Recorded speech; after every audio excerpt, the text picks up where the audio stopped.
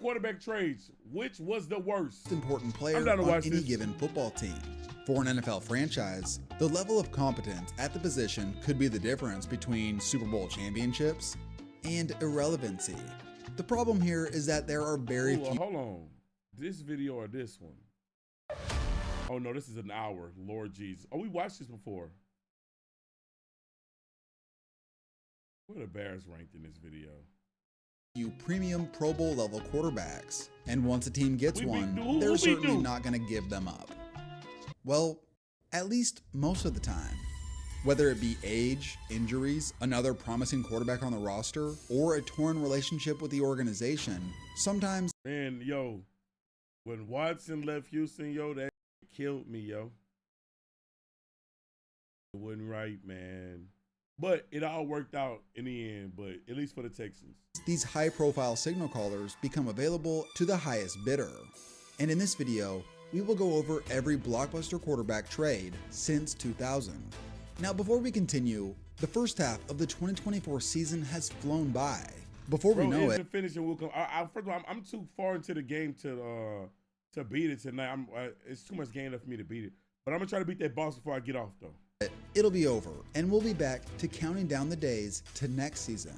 While football is still among us, why not get out to a game and get tickets via today's sponsor, with over 28 million downloads before the next season. During the 2002 draft weekend, the Bills sent the Patriots a first-rounder for Bledsoe. Bledsoe pump fakes, now goes to the end zone, touchdown! The new Bills quarterback played well in year one, Was Bledsoe achieving good Pro on the Bowl Bills? honors. However, he struggled against his former team, getting blown out in their initial rematch and throwing 4 interceptions in their second loss to the Patriots. Man, bro, Tom Brady ruined this life, yo. If I'm him, I hate Tom Brady. That season. Overall, 2002 was a good year for Bledsoe, but it was the point of his got my life. He went on to play 3 total seasons with the Bills before they released him in favor of first J.P. Lossman. When Bledsoe later signed with the Dallas Cowboys, he expressed bitterness with the Bills for this move, and after 2 years in Dallas, he retired. Looking at the trade results, the Bills gave up a first-round pick for a 3-year starter who made 1 Pro Bowl before being released. The Patriots basically traded their backup quarterback for a first-rounder that eventually became Ty Warren, who was a solid starter with the Patriots for 7 seasons. Trading the quarterback, I'd say the Patriots got the better end of this deal. You know, I've never really commented a lot about this before, but, you know, the Drew Brees, scenario really soured me a little bit because, we really wanted to get him. We had him. Circumstances. It's like the physical, right? Physical didn't allow us to have him on our team. In 2005, Nick Saban had helped turn around the Dolphins into a decent team, improving their record from 4-12. You want to talk about butterfly effect? What if Nick Saban was able to get Drew Brees on his team? Alabama would not be a powerhouse. They wouldn't be where they were. College football looks different. The NFL looks different because Alabama's different. Alabama helped push the SEC agenda. And then as well, New Orleans still an irrelevant franchise. Like, y'all have no Super Bowl. Miami, where could they have been? They probably wouldn't have been nothing though, because Nick Saban probably wasn't that nice in the NFL. Nick Saban left overnight, but they probably would have been more successful. 12-9-7. With the team seemingly a quarterback away from being in the Super Bowl conversation, Saban went after former Chargers quarterback Drew Brees, which would have happened, but Brees failed at physical when he came to Miami, and that was the end of it. As a second option, Saban orchestrated a deal to bring in another Pro Bowl quarterback, Dante Culpepper. The throw, he's looking for Moss. Moss has a chance. Moss has got it. Touchdown, Vikings. Culpepper had been the Vikings starter for 6 seasons, achieving 3 Pro Bowls, and led the league in passing yards in 2004. But quickly, the trajectory of his career flipped upside down. A rough 7-game stretch in 2005, followed by a knee injury, ended Culpepper's season early. Only did the team immediately improve with the backup quarterback, Culpepper was also involved in the 2005 boat cruise scandal, which led to charges against Culpepper and other players that were later dropped. Culpepper and the Vikings organization had reached a breaking point, which led to the Dolphins exchanging a second rounder for the Vikings quarterback. Before his first regular season game in Miami, Culpepper walked up to cornerback Chris Gamble during a preseason game and thanked him for injuring him. Culpepper said that if Gamble had not hit him like that, he still would have been in Minnesota. Right off the bat, things were rough in Miami. By the second game, Dolphins fans were booing Culpepper and calling for the backup.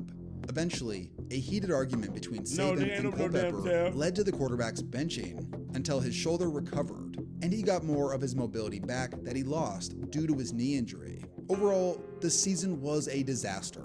Saban left for Alabama following the year, and after the team signed Trent Green, Culpepper requested to be released, which the team eventually granted after a month. What a horrible Culpepper trade. played 3 more seasons, mostly struggling when he did play, then was out of the league after that. This is really random, but I wanted to mention it. So Culpepper played in the United Football League in 2010 for the Sacramento Mountain Lions. One, it's pretty weird to me to see a player of his caliber playing at my alma mater in Sac State. And second, we never see star NFL quarterbacks playing at this low of a level after a mostly great NFL Look at Culpepper, man. Get up out of there, man. career. Looking back at the trade results, the Dolphins sent a second rounder for a quarterback that ended up starting 4 total games for them. Meanwhile, the Vikings used that pick on offensive lineman Ryan Cook, who had a brief career as a starter before being a rotational backup lineman and not re-signing with the team after his rookie contract. Trash trade, Minnesota man. won this trade. Drew although Brees could have been to Miami, bro. Would have been nuts. Him throwing the ball to Brandon Marshall. I don't think they had Brandon Marshall back then, though. That's not saying much. I am officially retiring from the NFL and Green Bay Packers. Look at this liar. I promised I wouldn't get emotional. Packers had a chaotic 2008 offseason. Brett Favre retired, then unretired. Then he wanted to be released, and the team at first refused to go along with these demands. Eventually, the Packers made huge news when they traded Favre to the Jets in exchange for a conditional 4th-round pick. It wasn't much, but at that point, What's up with these Packers quarterbacks going to the Jets, man? What's going on? And what's up with them when they get there, they're immediately ass. Yo, Aaron Rodgers' downfall gotta be studied, man. Aaron Rodgers is trash as hell right now, y'all. I'm being honest. Well, he look okay. Let me not say trash. He looks okay. But he don't look the same. the Packers were happy to get anything for him. And he was one of the most popular players in the league. So his departure from Green Bay and arrival in New York made all the headlines. Favre was on the cusp of turning 39, but was coming off a Pro Bowl season, his final year in Green Bay, where the team reached the NFC Championship. Vikings Favre was balling. Vikings Favre broke my motherfucking heart, yo.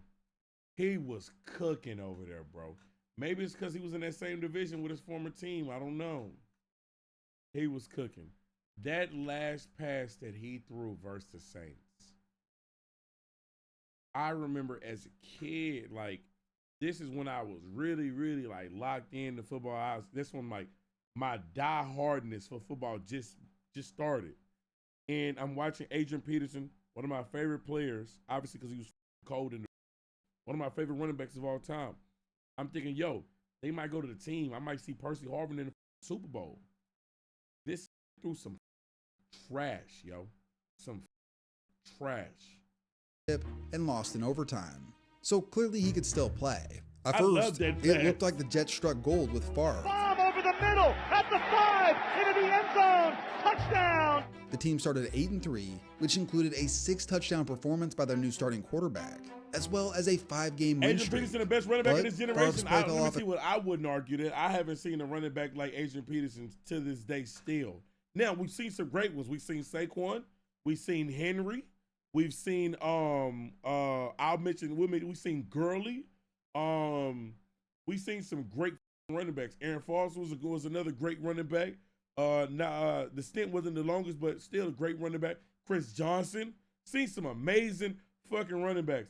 But let me tell you what, bro. If you tell me if I can have them all in their prime, and which one of them would I want to be on my team? You can only draft one. I'm taking Adrian Peterson. Oh, Marshawn. I'm taking Adrian Peterson. Period. Motherfucker tore his ACL, came back around for 2,000. a cliff in the final 5 weeks, and the team fell to 9-7 and didn't make the postseason. It was later revealed that Favre had a torn bicep tendon in his right shoulder during that final stretch of games. After the season, Favre told the Jets GM to look in a different direction in regards to quarterback, and in February, Favre retired again, before he came back once again, this time with the Vikings, which lasted 2 years before he again retired. Looking at the trade results. Man, fuck that. Let me see that pass, man. To his right, throws back across the middle. He throws an abysmal pass. This pass, every year I go back and look at it. I don't look at but every time I go back and go look at it, it gets even worse. Why did he do this? The conditional draft pick just subscribed. I'm just telling you about my life, bro. They was fucking with me, bro. Ended up being a third rounder. You're great. Think of this up. Which the Packers traded to the Patriots. And for that third rounder, the Jets got a solid 11-game stretch before things got rough. The Packers packaged that pick with a second rounder and has there been a quarterback trade that actually worked? Acquire future All-Pro Clay Matthews. Not too much was lost on the side of the Jets in besides like Eli and Peyton Manning. Peyton Manning. Besides Eli and Phillip Rivers, I don't really count that it was draft day. In terms of draft capital, but it had to hurt for fans seeing what Favre did prior to his injury in New York. Oh, very rare to see two number one draft picks in a trade in any acquisition in the National Football League anymore, but we saw it on Thursday. It might be the best 2009, one. The Broncos hired Patriots offensive coordinator Josh McDaniels. Once arriving, McDaniels tried to trade for Matt Castle, the quarterback he had worked with in 2008 that had a solid season in wake of Brady's injury. But the trade never happened. Plus, McDaniels... Yo, I'm so glad that era is over. Stop hiring Patriots quarterbacks and coordinators. Fuck. Pissed off Denver's current starting quarterback, Jay Cutler, who was coming off a Pro Bowl season. Adam Schefter described the situation as, quote, one of the wilder and more complex behind-the-scenes dramas the NFL had seen in any recent offseason. Castle ended up on Kansas City, and Cutler was traded to the Bears for 2 firsts, a third, and Kyle Orton, the biggest haul of any player in this video so far. I'll mention Castle first really quickly. So he went to Kansas City and had one solid year that ended with a Pro Bowl and a rough playoff debut. Then fell off after that and was released after 3 seasons with the Chiefs. They also got the final 2 starting years of Mike Vrabel's career before he retired. The Patriots turned that second-round pick into Patrick Chung, who had a good but injury-prone first stint with the Patriots. For the Cutler trade, things got off to a rough start in Chicago, as Cutler led the Bears got their best quarterback of all time, the franchise guy. League in interceptions. However, 2010 was a step in the right direction. Real shit, Cutler watching Cutler on the Bears was kind of fun, but I wasn't a Bears fan. Stability to the quarterback position, which was something that the Bears desperately needed. With a solid roster, they reached the NFC Championship before Cutler got hurt in the first half and couldn't finish the game as the Bears went on to lose. This was the high point of the Cutler era in Chicago. Cutler was somewhere between a mediocre to average level starter over the course of the next 6 seasons before the team decided to move in a different direction. They never made the playoffs with him again after the 2010 one of the biggest arms in the Looking at the trade NFL. results, the Bears did get what they were looking for in a sense, which was stability at quarterback. Yes! Cutler ranks as the Bears' all-time leader in passing yards and touchdown passes. Look! But at the same time, Cutler never made a Pro Bowl in his time in Chicago and led the league 2 times in interceptions. We don't talk They about also received a negativity. 5th-round pick in that trade for Cutler, and they used it on Johnny Knox, who had a short but successful career, first as a Pro Bowl return man and then as a decent wide receiver. For Denver, they got 2.5 years out of Kyle Orton. At points, he was actually pretty decent, but it was clear he wasn't the future after a rough start to 2011. For the picks they received, they were all duds, which was part of a bunch of reasons why Josh McDaniels ended up getting fired. So ultimately, Chicago did end up getting the better end of this deal. Donovan McNabb and his mom are coming to York. Oh my God, McNabb to the Skins. Man. Oh. Come on in. And they're bringing dinner. Can't believe these guys. Campbell's Chunky Chicken Corn Chowder. Throughout the y'all niggas ate that 2000s, Campbell's Donovan Chunky McNabb Chicken was one of the most Corn Chowder. iconic quarterbacks in the NFL, Drafted second overall by the Eagles in 1999, McNabb made 6 Pro Bowls, started in 5 NFC Championships, and played in a Super Bowl, which they lost. Entering 2009, McNabb had established himself as the all-time leading passer in Eagles history and went on to make the Pro Bowl that season. The best QB trade was probably the team Steve suffered Young yet to the another 49ers. loss in the playoffs, despite head coach Andy Reid stating that McNabb. What team did Steve Young get traded for? I know he was in the USFL for a while. He played in Houston, actually. I don't remember that. McNabb would remain the starter in 2010. The Eagles surprisingly traded McNabb in the offseason to their division rival. Honestly, I really do think that Jared Goff for Matthew Stafford might be the greatest quarterback trade of all time, only because both teams dead-ass benefited. The Rams, they stacked their roster to win a Super Bowl. They wanted one bad, my nigga. They traded for a quarterback they got that one that they wanted. The Lions now have stability in the quarterback position. Goff first year was, okay. Now he's one of the best quarterbacks in the NFL, and he was having an MVP season. I think after his last performance, he's out of the race. 5 picks in the game. It's crazy. But the Lions are now NFL, like, juggernauts. A win-win trade. It's not often you see a win-win trade. Rival, the Washington Redskins, for a second-round pick and another conditional mid-round pick. Trading your Pro Bowl caliber quarterback to a rival that you play at least twice a year is a bold move. Early into the 2010 season, while the Eagles struggled to find their starting quarterback, McNabb threw for over 400 yards in a loss to Houston, and then in his first game back in Philly, he led the Redskins to victory over his former team, although he did have a rough game. This win was the high point of McNabb's time in Washington, as it went mostly downhill from there. And he got hurt too, I remember. Just outside of Washington, D.C., temperature in the low 50s. Standing at 4-4 in the rematch versus the Eagles, McNabb had not been good to this point in the season, but this was his chance to get the better of his former team for a second time. Instead, Michael Vick, who had established himself bro, I watched this game. This is a Monday Night Football game, right? Bro, when the game started and Vic threw that ball deep to Deshaun, bro, oh my God, I'll never forget this moment. Team for a second time. Instead, Michael Vick, who had established himself as Philly's new starter, lit up Washington on Monday night. It was so insane that the Eagles were up 35-0 less than 10 seconds into the second quarter. McNabb threw 3 picks in a blowout loss and continued to struggle. Vic fried them niggas, boy. Missed 8 passes, 333, 4 touchdowns, nigga. Fried them. Oh my God, bro. Now Harrison, 109 on the ground. They couldn't stop a motherfucking thing. Bro, McNabb, 2 touchdowns, 3 picks. Good Lord. Following weeks until he was relegated to third stringer for the final 3 games. He was traded once again after the season. Looking at the trade results, McNabb's 1 year in Washington was a complete disaster. Who had 2 rushing he touchdowns? threw more interceptions than touchdowns for the first time Vic had 2 rushing touchdowns? His career. Meanwhile, the Eagles turned the second-round pick they got from the Redskins into Nate Allen, who became a 5-year starting safety for them and led the team in interceptions in 2014 before the Eagles chose not to re-sign him. I haven't heard the other pick was used in a package to trade for D'Amico Ryans, who led the team in tackles in. Bro, this shit hurt my fucking feelings. Why is this in this video?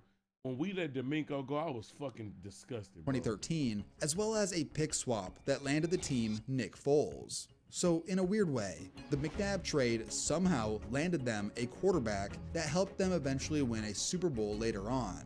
But because it's so loosely connected, you can't really give much credit to the trade for that. I knew somebody that knew Carson Palmer. This nigga's always wrong. And Carson Palmer had told him, get me out of here. In 2011, there was a blockbuster trade involving Carson Palmer. The former #1 overall pick had an up-and-down 7-year career in Cincinnati. The breaking point between him and the Bengals organization came down to the organization not meeting Palmer's demands. Notably, he wanted 3 things. Number 1, the Bengals to retain Kitna as his backup. Number 2, hire a GM. And number 3, modernize the organization. But their stubborn owner didn't meet any of the. To this day, they still have a problem with the modernizing the damn Bengals organization. Bro, the Bengals got to walk across street to go to practice, I believe.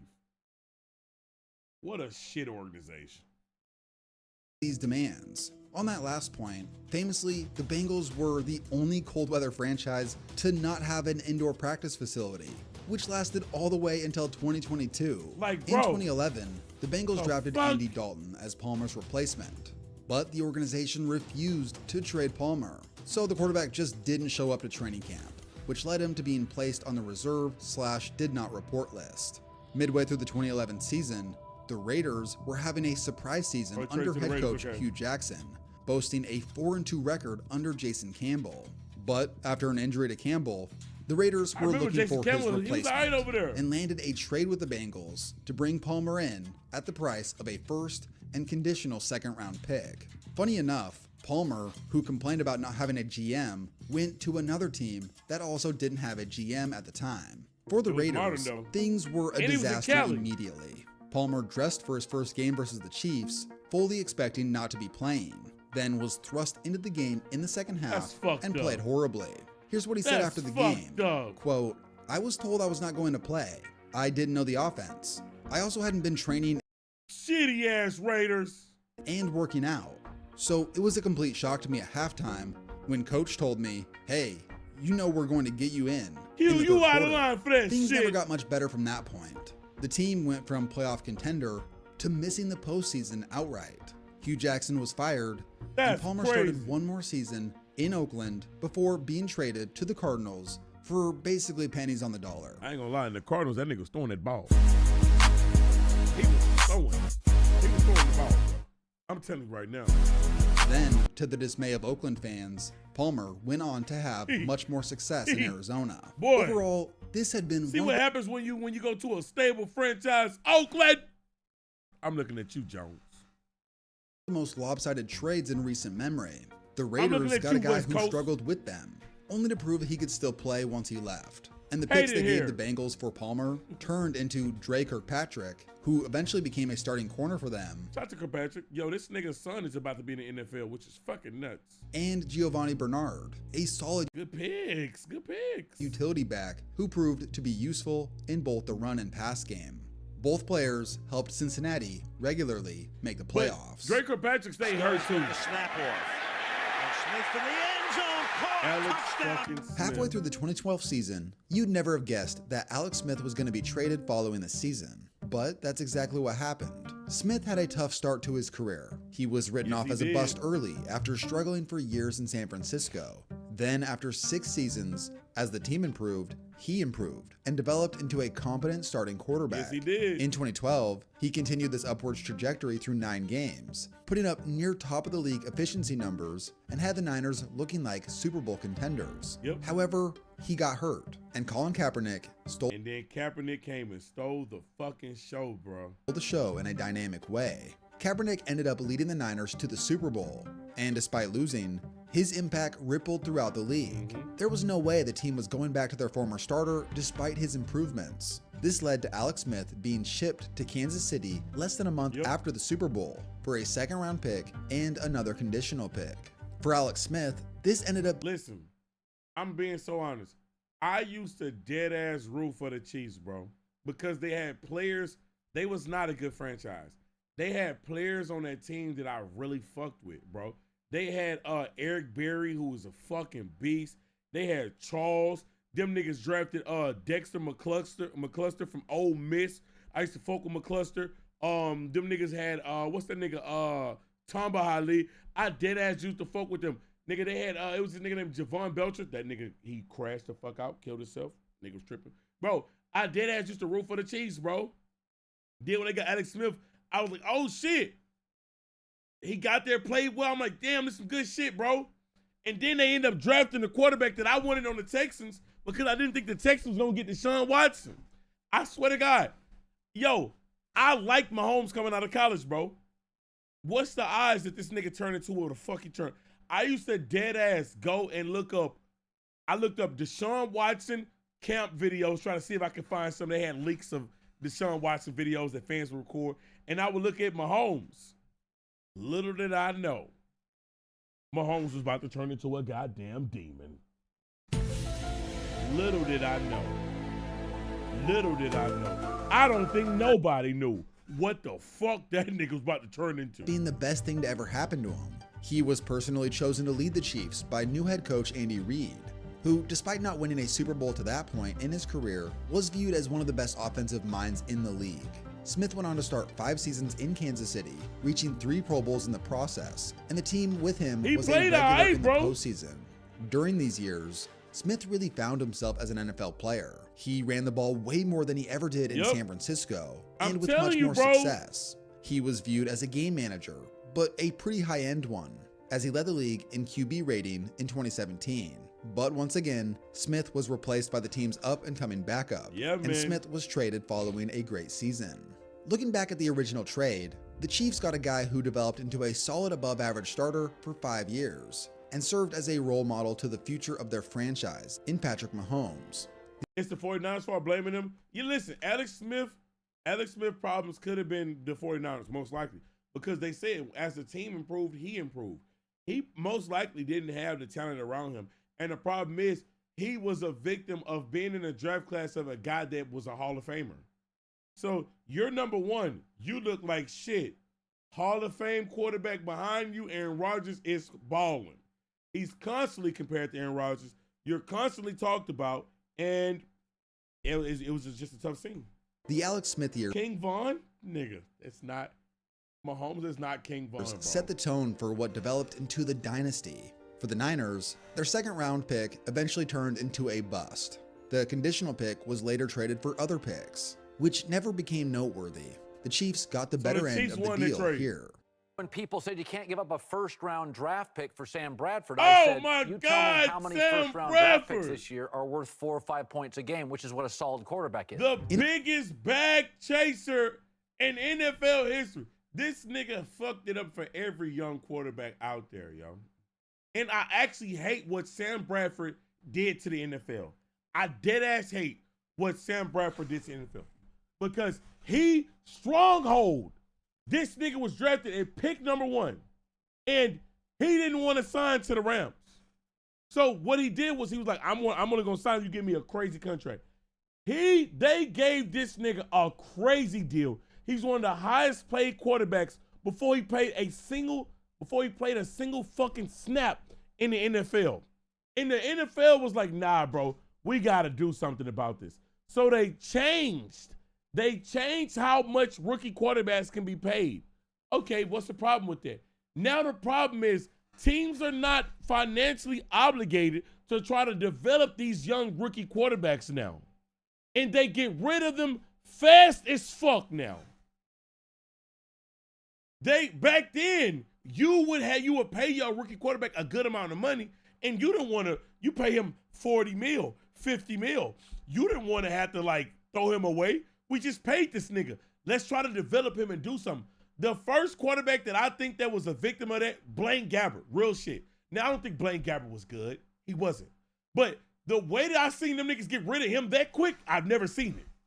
I've never seen it, nigga. It was crazy. After they drafted him, they said, get the fuck out of here, nigga. They got rid of that nigga. And it was because Sam Bradford changed everything, bro. In a 2-year span, Sam Bradford was Geno Smith's another good one too. Traded twice. In 2015, he was traded to Philly for a mid-round pick swap, Nick Foles, and a second-round pick. NFL, 1 year later, and he guess was traded. What? He's an Oklahoma quarterback. I've been telling y'all about the Oklahoma shit, bro. They fuck shit up, y'all. To the Vikings for a first-round pick.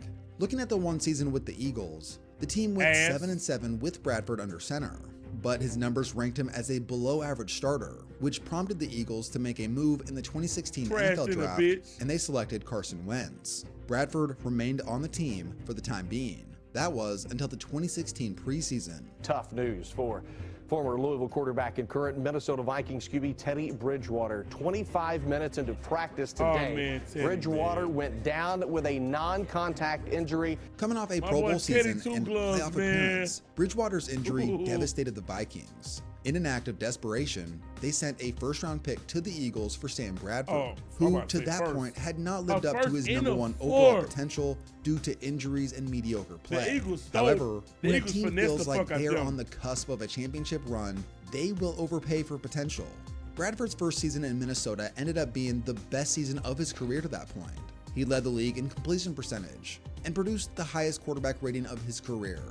However, the offense was largely mediocre due to the lack of a run game and a safe but non-explosive pass game. There was some optimism. This nigga gets away with being a bust, and we mentioned names and crazy names, and I understand the Jamarcus Russell stories is crazy. I understand the Ryan Leaf stories is crazy. The butterfly effect from Sam Bradford is felt by the NFL to this day. To this day. He's never lived up to none of the hype, but he's permanently changed what goes on in the NFL. Though, because of the records Bradford had set, despite joining the team just before the regular season. The following season, things looked very promising, but for the third time in his career, Bradford had a season end early due to a knee injury. The team ended up having success with backup Case Keenum, who helped the Vikings reach the NFC Championship. And after the season, Bradford and the team parted ways. The quarterback went on to sign with the Cardinals for what ended up being the final season of his career. Focusing on the second trade results, the Vikings sent a first-round pick on a guy who started 17 total games over 2 years. He did set a few franchise records and even led the league in completion percentage, but he was still seen as an average starter by league standards. The Eagles used that first-round pick on Derek Barnett and the conditional fourth-round pick on Josh Sweat. Barnett lasted 6.5 seasons with Philly, mostly starting during that time, and Sweat became a surprising developmental player that turned into a Pro Bowler by 2021. Philly definitely got the better end of the deal. So there's a report out today, and we're going to talk some football today. The Browns now would trade the 12th overall pick for Jimmy Garoppolo. In 2017, at first, it looked... Matt Castle, Jimmy Garoppolo, what's my dog that died? Ryan Mallett.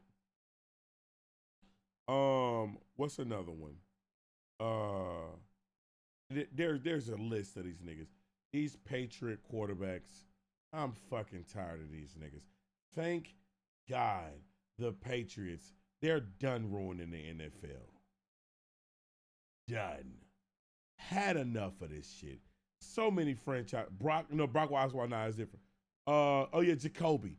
Yo, I had a fucking enough of these niggas ruining the fucking NFL because somebody, Brian Hoyer, another one, because somebody thought that the Patriots backup was fucking good or the Patriots coordinator was good, and they signed him and ruined every other team that they went to. Bill O'Brien, yes, the Texans, Bill O'Brien, for the most part on the Texans, was a success, but then ruined the fucking franchise. Ruined them. The fucking Lions. Yo, they signed the Lions defensive coordinator as the head coach, and he had them niggas in hell. In hell, bro. Dog, fucking trash. Looked like the Patriots had Tom Brady's replacement in New England with Jimmy Garoppolo, as he looked really impressive in his short sample of games before getting injured. But when Brady returned, he kept playing well and publicly said that he wanted to play into his mid-40s. This led to owner Robert Kraft forcing Belichick's hand in trading their promising young backup quarterback. This led to some trade deadline madness that landed Garoppolo in San Francisco at the price of a second-round pick, which was a pretty high price for a guy who had only started 2 NFL games. Right away, Jimmy G looked like the hero the Niners had been missing. This 1-10 football team won 5 straight games with their new starting quarterback, which led him to getting a 5-year max contract worth up to $137 million. This was the largest contract in NFL history at the time. Absolutely bonkers for a guy who had only started 7 career games. After tearing his ACL in 2018, Jimmy G bounced back to help lead the Niners to a Super Bowl appearance in 2019. Despite playing an important role, this run was noteworthy because of how little they used their quarterback during the playoffs, as he famously threw just 8 passes in the NFC title game. Unfortunately, they blew a lead in the 4th quarter of the Super Bowl to the Chiefs. From there, Jimmy G sort of kept the status quo of what his career had been plagued by. He kept getting injured, and the team continued to win with or without him. Although he could run Shanahan's offense good enough, there was always questions Jimmy G at now? About his ability to elevate, and whether or not he was ever that good, or if he was just more of a product of the system. The team felt like it was the system and decided to find his replacement in the 2021 NFL Draft. They drafted Trey Lance, y'all. But Trey Lance got hurt, and Jimmy G retained his starting job until he got hurt again and was replaced by the surprising success of Brock Purdy. This finally... Welcome, Brock Purdy, to the fucking party. Niners, y'all got something out of this. Y'all got something out of this, man. Gave the Niners the ability to move off Jimmy G. Looking at the trade results, the Patriots turned that second rounder. Hey, Niners, real shit. Y'all niggas better win a championship before Brock Purdy comes up for a contract. Because I don't believe Brock Purdy is going to demand a contract that's going to make him one of the highest paid quarterbacks, but he's going to want to get paid. And the reason why y'all are able to be such a great team and do what y'all are supposed to do is because he's a low draft pick. Your quarterback is not taking up any money for real.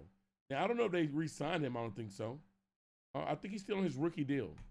Yeah, he's going to want money, and y'all going to have to get rid of some good players. So y'all better win something now. Into a boatload of lower draft picks that mostly did nothing outside of Damian Harris. Overall, I'd say the Niners got the better end of this deal, even though Jimmy G didn't work out in the end.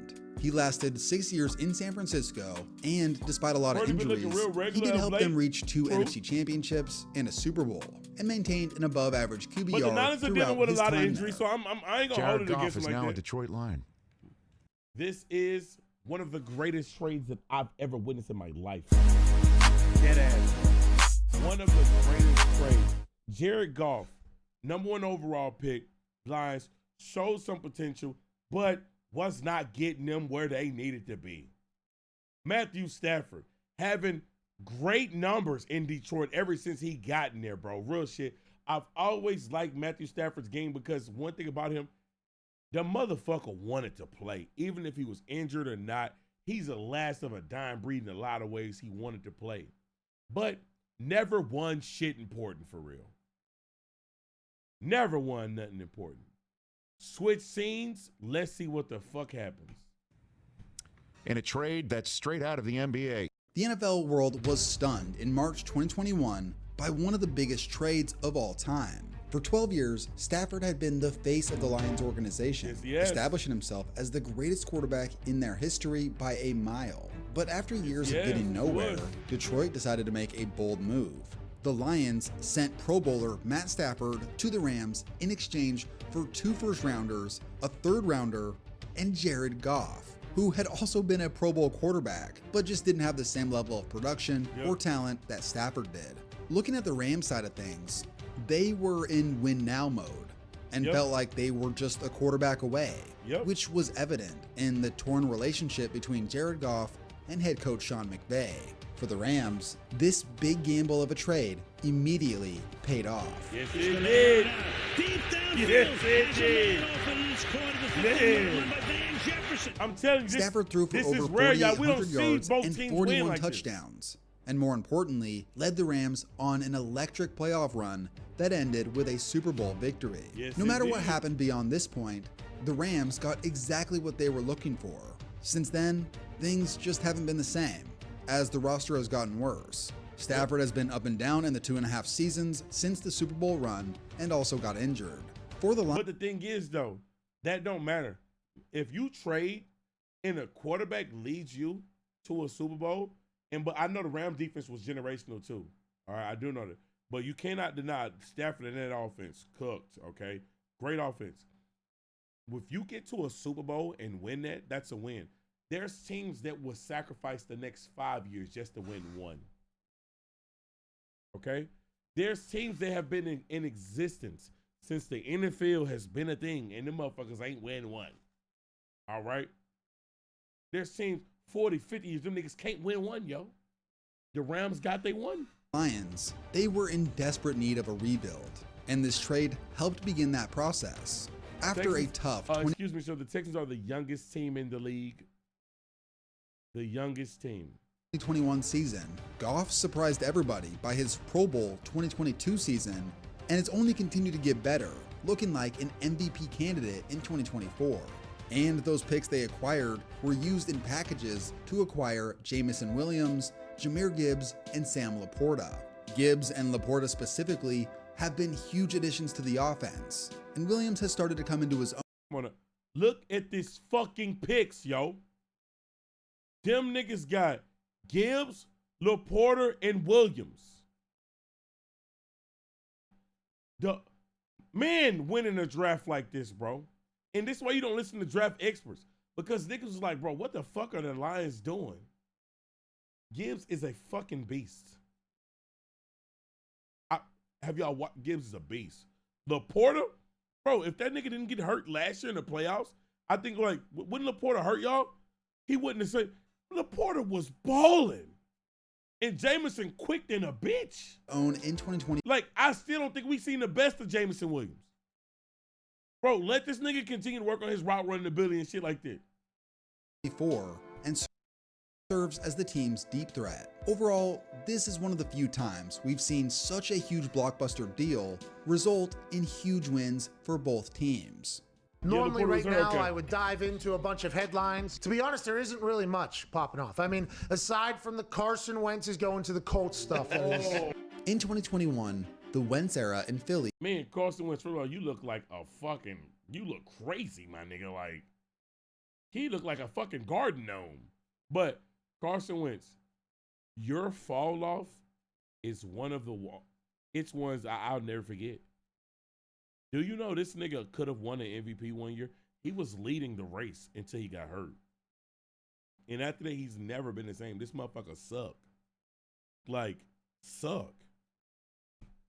Came to a crashing halt. The once MVP caliber quarterback had regressed into a shell of himself, and he was benched in 2020 in favor of Jalen Hurts. Wentz requested a trade following the season. Despite his struggles, he was still seen as a mega talent. In March 2021, the Colts sent a first-round pick in 2022 and a third-rounder in 2021 for the once star quarterback. In one season, Wentz was statistically impressive. However, the team's inconsistencies and heartbreaking losses were put solely on the shoulders of Wentz due to his erratic tendencies. And he also rubbed people the wrong way in the building. According to The Athletic, quote, as for the Colts, the issues with Wentz stretched back to before the season began, one source said, and over the course of the year, some grew frustrated at what they deemed a lack of leadership, a resistance to hard coaching and reckless style of play, which had a role in several close losses this year. The Colts had such internal issues with Wentz that they dealt him off to watch. I think the Colts have a quarterback development issue going on right now. I think it's one of the worst in the league right now, to be honest.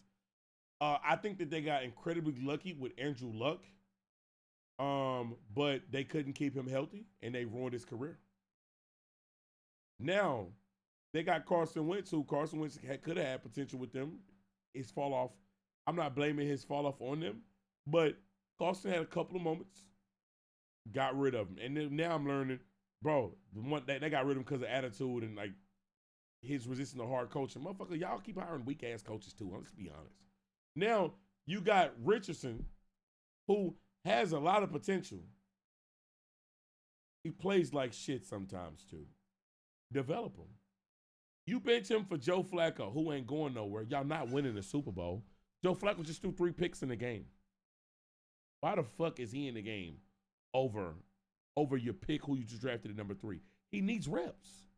Washington after just one season. Wentz in 2021 became the perfect example of a time when stats become deceiving. And the Commanders may have fallen victim to this just based on what they gave up for him. In one season, Wentz was pretty woeful in 7 games, and he was released after the season. Yeah, he was ass. In trade number 1, the Colts got one decent but turbulent season out of Wentz before getting some draft capital back for his services. The Eagles basically used these new assets as trade capital to acquire more picks, which landed them a bunch of great players. So I'd say, come on, bro, come on. You put Cooper DeJean in there. We don't know what Cooper gonna be yet, but Cooper looking all right so far. I think Cooper's actually starting at cornerback now, right? But look at these first 3 names. That the Eagles got the better end of this one. For trade number 2, the Commanders got a bad 7-game stretch, and the Colts got basically a pick swap and a few third-rounders, one of which was used on Jelani Woods, who's been injured since last season, and Josh Downs. AR tight end. Now, I think Anthony Richardson can play quarterback in the NFL. I'm dead ass serious too. I really do believe so. He just needs development. You gotta develop him the same way that Bryce Young and C.J. Stroud needs him. You gotta develop these quarterbacks. Who is actually a decent receiver for them right now, as he leads the team in receptions at the time of this video. So I'd say the Colts got the better. Yo, Downs is nice. And they got Mitchell. Nice. The Colts got a receiving core. I'm telling you right now, they actually got an underrated receiving core. Real shit. The Colts is low-key a sleeping giant in a lot of ways. They got to just fix some things with their defense, and they also have to fix quarterback play. But the Colts is a sleeping giant. Their end of this one. It kind of looks like Pete Carroll, Russell Wilson, they've had a great run, and it could be over. In the offseason of 2022, after years of speculation, Russell Wilson was finally traded out of Seattle in a blockbuster deal to Denver. Coming off a Pro Bowl season, Wilson commanded a massive haul for his talents. The Broncos sent 2 firsts, 2 seconds, and a 5th round pick, as well as 2 starting level players and Drew Lock in exchange for Wilson and a 4th round pick. How'd it go for Wilson and the Broncos? It was a nightmare. Wilson was one of the worst quarterbacks in the NFL in 2022, and the Broncos went 4-11 with him under center, resulting in head coach Nat Hackett getting canned. With Sean Payton taking over in 2023, Wilson improved statistically, but had clearly been a shell of his former self.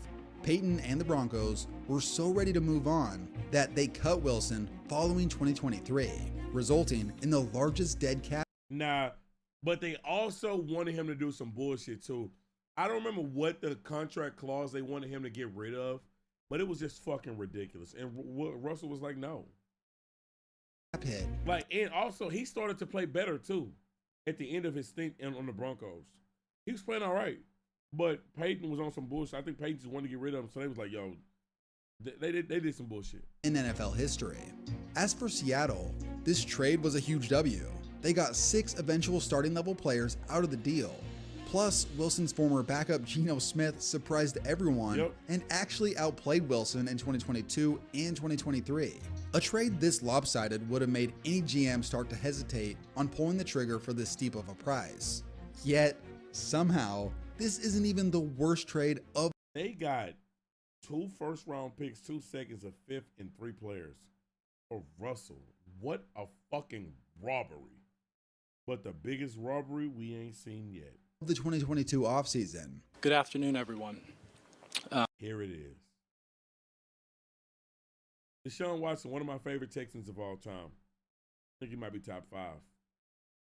Andre, JJ, Aaron Foster, Deshaun Watson. Top 4 for me. Now, his leaving Houston, crazy case he caught. He didn't want to be there no more. He's out of there. What the Browns gave up and versus what they got in return, I don't know if we'll ever see something like this again. That's not new, and the Suns gonna happen again, but this trade was crazy. D-Hop, not nigga, somebody had to throw D-Hop the ball. And nigga, that Watson run, oh my God. D-Hop, nigga, how y'all gonna tell me about what my favorite list is? D-Hop is 5. But nigga, you tell, bro, I've watched this fucking team. Quarterback is the most important part on the fucking football team. How can you question why Watson is 4 for me? After I had to watch David Carr, I had to watch Sage Rosenfeld, I had to fucking watch TJ Yates, Brock Osweiler, Ryan Mallett. What the fuck are we talking about? I had to watch ass after ass. Matt Sharp was decent for a couple of years. But then he became absolute shit. And then you telling me I get a quarterback who starts to light the league on fire. He makes some of the most entertaining plays in the NFL. That nigga's 4. Boy, Watson to Will Fuller? Niggas don't know. Watson to Will Fuller? What the fuck?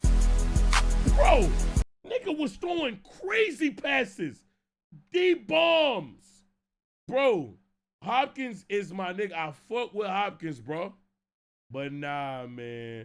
I got Watson at 4, bro. You know, before we introduce... As my favorite players. Now, as all-time Texans, Hopkins is clearly over that nigga. Introduce Deshaun. I thought it was important to say that we as an organization know that this transaction has been very difficult for many people. The Deshaun Watson trade rumors went on for months and was an ongoing storyline, packaged with all the allegations stacked up against the quarterback. It was crazy, Watson to man. the Browns was never going to happen, but because owner Jimmy Haslam What happened to fully Will Fuller? guaranteed He got caught for being on steroids, and he never could stay fucking healthy at all, man. Bro, if he stayed healthy, bro, he would have been a solid receiver. He did deal with some catching issues, though. Obviously, as a receiver, you got to catch the ball. But he was such a great deep threat. It was ridiculous. To this day, the Texans, I think Will Fuller is the best speedy receiver we've ever had. I've never seen nobody like that in the Texans uniform. Now, Hopkins and Johnson are more complete receivers than him. Easily. But as far as the goal speed, it was nuts. A $230 million contract, which had never happened to that point, it led Watson to signing with... Nigga saying, all right, yo, hey, real, man, let me ask you, who your team? Cleveland. The trade resulted in Houston sending Deshaun Watson and a 6th-round pick in exchange for a... Jacoby Jones? Man, I love Jacoby Jones. No. Jacoby Jones, I think Jacoby Jones best Texan return, man. As far as receiving, the Jacoby Jones moments wasn't that much, though. Real shit. I kept waiting for Jacoby Jones to take that next step. Bro, Jacoby Jones was never really a real 2 in the Texans uniform. He wasn't. He just wasn't. Like, now on the Ravens, he was balling. He did a lot of good shit. He was an amazing return man. But as Will Fuller was a legitimate number 2 receiver when he was playing, y'all. Like, y'all got, this my team. I watch these niggas, bro. A mind-boggling amount of draft capital. I thought we had a QB. Tell me, what did we give up? A number 1 pick this year. And? 1st-round pick next year. And the year after that. You gave up 3 consecutive first-rounders. Sonny, that's our future. The Browns said he will be a saint if the guaranteed money never came into effect. Who, Deshaun? And the Texans 3 first-round picks, a 3rd-round pick, and 2 4ths. That, along with the fully guaranteed contract, meant that anything less than a Pro Bowl top 10 level quarterback who leads them on constant playoff runs would be a failure. Yeah, man, look, listen. I know some of my takes might sound a bit crazy, but when you know your team, you know the ins and outs that a casual fan might never know. While, yes, I know y'all niggas know the J.J. Watt Texans, the Andre Johnson Texans, but a lot of y'all niggas, I can start to say shit about the team that you wouldn't know unless you really watched. Like, so some of my takes might be crazy, but if you go back and watch all the games I watch, you be like, you know what? Nah, that nigga really telling the truth, though. I ain't gonna lie. I get what he's saying. Because this also meant it was the end of the Baker Mayfield era, the guy who helped lead the Browns to the playoffs just 1 year prior. The first season was a complete waste, I reacted as to the game. Watson was suspended for the first 11 games. And when he got in there, he was terrible. Niggas who in know about know what I'm 2023, telling you. Watson only played in 6 total games, missing most of the season with injuries. In those 6 games, he produced one of the lowest QB ratings in the NFL. Wait, in his absence, old man Joe Flacco. Hold on, don't do that. Don't do that. Watson started bad. See, look, this is why the stats don't tell everything. Watson started bad with the Browns. Real shit. But he started to get it together. No bullshit. He started to play better if you was actually watching the games, but then he got hurt. Like, I remember niggas was trying to make fun of Watson about how bad he started, but then niggas got real quiet when the Browns started winning and that nigga was playing all right. He got hurt, and Joe Flacco continued that and continued to be all right. See, like, this is why you can't just look at stats, bro. You really got to watch the fucking games, bro. Off the couch lifted the Browns to a crazy run that found them in the playoffs. Flacco won Comeback Player of the Year. But because the owner was all in on Watson, the team did not re-sign Flacco and recommitted to Watson for 2024. In 7 starts, Watson was easily the worst starting quarterback in the NFL. It was so embarrassing that fans constantly booed him. The offense failed to produce a single game over 20 points. They booed this nigga. I'm not making an excuse for Watson. Watson this year was not that nigga. Period. But they was booing this nigga because they blamed all their reasoning for why they not where they want to be on Watson. And motherfucker, it's a lot on coaching. It's a lot on coaching as well. Okay? Also as well, they didn't have a lot of their fucking weapons. Yo, they running back, who's the heart and soul of their offense, just came back when Watson, the game that Watson got hurt, the fucking running back just came back. Also, you're playing with Amari Cooper. Amari Cooper led the league in drops. Now he's on the Bills looking all right. Yo, some of them Cooper drops, my nigga. Yo, Watson threw a couple of dot touchdowns. Cooper dropped them bitches. Now, Cooper's a good receiver, but you got to watch the games, bro. With Watson under center, and Watson failed to reach 200 yards passing in a single game. Then he tore his Achilles, which resulted in some fans cheering, leading to drama between him. I'm not going to be on no damn stoop. Yo, real shit, this was a sad day for me to watching this nigga tear his fucking Achilles. Like, because I think it's over, bro. I don't see a team picking him up. The Browns are going to try to get rid of this nigga, period. I don't see a team trying to pick him up. And I just go back to, man, it started off so crazy for me as a fan. From me not thinking we was going to get this nigga, hoping that we get Mahomes, because Watson was looked at as the second best quarterback in the draft. I thought the Bears were going to take him. To me cheering, excitement, hyped as fuck. The first time we get a fucking quarterback in a Texas uniform with elite ability, to how it ended, the fucking crazy ass case, to him on the Browns, nasty ass stint, and now it's over. I think it's over, bro. Between players and fans. In the week following Watson's injury, Jameis Winston led the Browns to their first win in 6 games and also threw for 300 yards. And then immediately followed up with another game where he ended up throwing 2-3 picks. Something Watson had not done once in his time in Cleveland. So is the Watson era over? Well, it should be. However, with Jimmy Haslam calling the shots, anything is possible. So this is clearly one of the worst trades, if not the 3 first-round picks we got from this. We got Stingley, Kenyon Green, a fucking bust. Stingley, stud cornerback, a fucking beast. And then C.J. Stroud. Now, we also leveraged some of these picks to get Will Anderson as well. This trade changed our franchise. Changed the franchise, man, period. Also, some good draft picks that we got. Henry To'oTo'o, Christian Harris.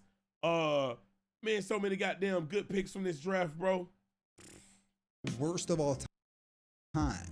The Texans got to remove themselves from an alleged predator and have accumulated 7 total players from that trade, including Defensive Rookie of the Year Will Anderson Jr. and a few other starters. And even though it wasn't directly related to the trade, they got to draft C.J. Stroud, clearly a better quarterback. Houston. Listen, when we made that trade, C.J. Stroud was drafted pick 1. We drafted him over Will Anderson, right? How did it go? 2024 NFL draft.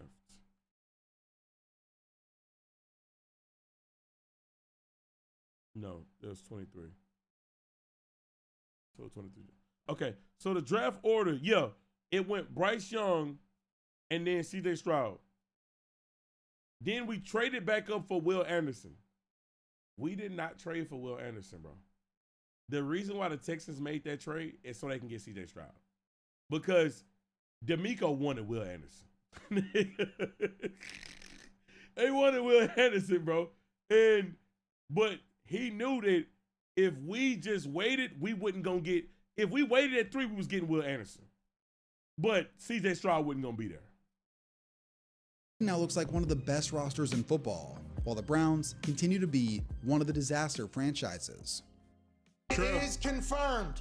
Matthew Ryan, done deal. The Falcons are trading former NFL MVP Matt Ryan to the Colts for a 2022 third-round pick. The Colts had been on the Carson Wentz roll. Don't forget y'all receive picks from Laramie Tunsil trade. We traded. No, didn't the Dolphins getting picks from us? We got picks from that? I don't remember that. Roller coaster the year before, and we're looking for more stable play. Despite Ryan being in his late 30s, he was still at least an average level starter at the time of the trade. But things did not go well. Ryan had his worst season as a starting quarterback. The team went 4-7-1 with him under center, which led to Ryan being released by the team and his eventual retirement. The final start of his career was the day the Colts gave up the largest comeback in NFL history, a terrible reminder of Ryan's saddest NFL moment. For the trade aftermath, the Falcons used that third-round pick they got to acquire D'Angelo Malone, who's been a backup throughout his 3 seasons. It's a lose-lose trade So far in Atlanta. Overall, this trade hasn't been great for either team, but the stakes were pretty low. We have breaking news here in Kansas City, but the focus is not here for the draft. Instead, it is in to close the video out. Yo, oh man, New York and Green Bay, where finally, the Jets and Packers have agreed to their mega trade. For the final blockbuster trade at the time of making this video, we have the 2023 Aaron Rodgers trade. Coincidentally, he requested to be sent to the same team as his predecessor. The trade sent Aaron Rodgers, a first and a 5th round pick, to the Jets for their 2023 first, second, and 6th round picks, along with a 2024 conditional 2nd round pick. Year 1 in New York lasted a total of 1 drive 3 seconds. Because Rodgers tore his Achilles and missed the entire 2023 season. Now in year 2, Rodgers has started the team's first 8 games, but it's not going well. The team is 3-6, fired their head coach, and Rodgers looks, well, old and slower than he used to be.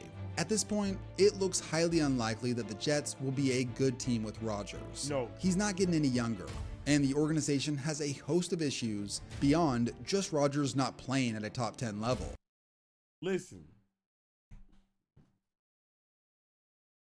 Aaron Rodgers, man. The Jets had a better record last year without you. You get your head coach fired, who had the defense of the team cooking. I really do believe one of the reasons why the Jets fired their head coach because of Aaron Rodgers. Fire the head coach, you niggas still ain't winning. And that coach, bro, how do you get fired up after what he did last year? Saleh, I think Robert Saleh, he should have never been fired, especially how fast he was. Last year was an amazing coach job. That motherfucker was winning with one of the worst quarterbacks I've seen start in a long time, nigga. And he had that defense cooking, and you come back and get him fired.